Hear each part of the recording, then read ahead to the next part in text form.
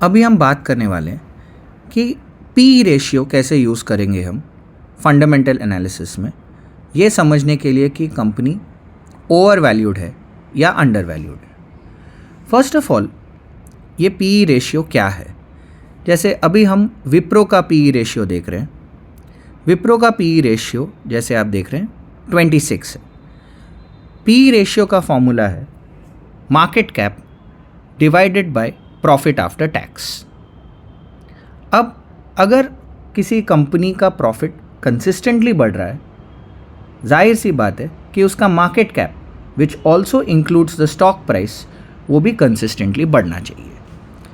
अब screener.in पे हम जाके विप्रो में चार्ट में हम क्लिक करेंगे और पी रेशियो पे क्लिक करेंगे तो देखिए ये आपको पी रेशियो का चार्ट दिख रहा है। ये लाइट ब्लू बार्स जो हैं ये कंपनी का प्रॉफिट है, क्वार्टरली प्रॉफिट जो विप्रो पोस्ट कर रहा है। एंड ये जो डार्क ब्लू कर्व आपको दिख रहा है ये पी रेशियो है विप्रो का।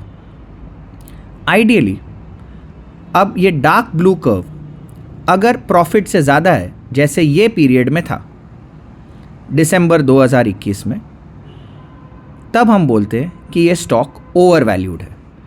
ओवर वैल्यूड का मतलब क्या है कि इस कंपनी का प्रॉफिट अच्छा ग्रो हो रहा है, पर इसका स्टॉक प्राइस इसके प्रॉफिट से बहुत ज़्यादा बढ़ गया है।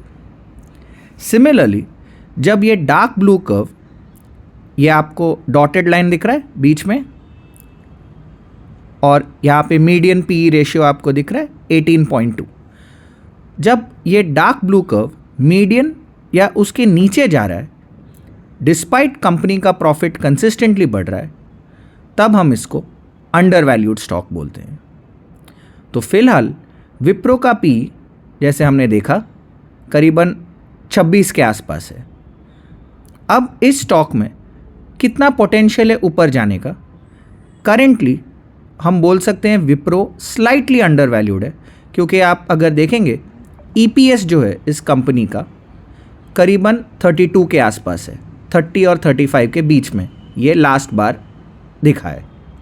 तो अगर हम करंट 26 से 32 का अगर एक्सपेक्टेशन रख रहे हैं तो करीबन आप बोल सकते हैं कि यहाँ से करंट मार्केट प्राइस विप्रो का जो कि है अब 292, यहाँ से 20% अपसाइड हो सकता है विप्रो में।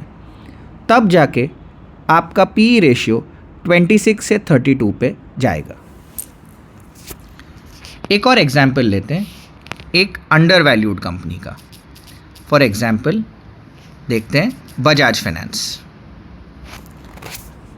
बजाज फाइनेंस में हम पी रेशियो में जाते हैं। देखिए बजाज फाइनेंस का ईपीएस जो है प्रॉफिट आफ्टर टैक्स हर क्वार्टर कंसिस्टेंटली बढ़ रहा है, बट अगर आप इनका पी रेशियो का चार्ट देख रहे हैं, ये जो ब्लू कर्व है वो कंसिस्टेंटली डाउन जा रहा है।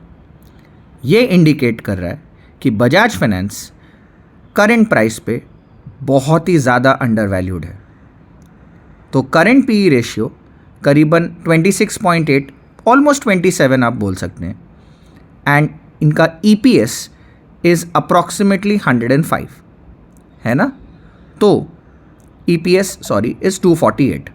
तो अगर ये पी रेशियो 30 से अगर 100 तक भी गया तो यहाँ से आपको एटलीस्ट डबल या उससे ज़्यादा रिटर्न्स मिलने की संभावना है बजाज फाइनेंस में। तो ये एक एग्जाम्पल है एक स्टॉक जिसका पी रेशियो बहुत ही अंडर वैल्यूड है, क्योंकि कंपनी का प्रॉफिटेबिलिटी बढ़ रहा है बट पी रेशियो डाउन जा रहा है। अगर हमको एक ओवर वैल्यूड स्टॉक देखना है तो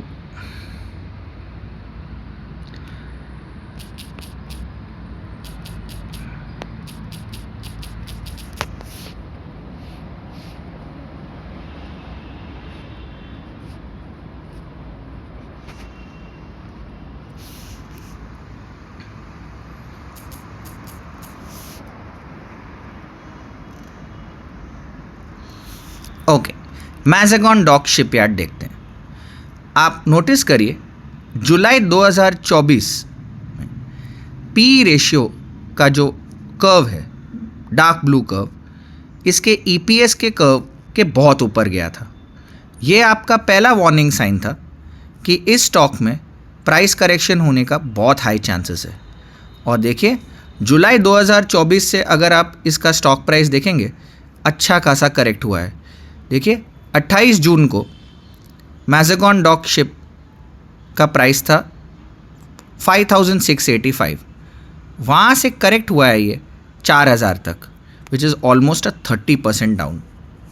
तो पी रेशियो का चार्ट स्टडी करके भी आप एक्चुअली आइडेंटिफाई कर सकते हैं कि फंडामेंटली कंपनी कितना ओवर वैल्यूड है या अंडर वैल्यूड है।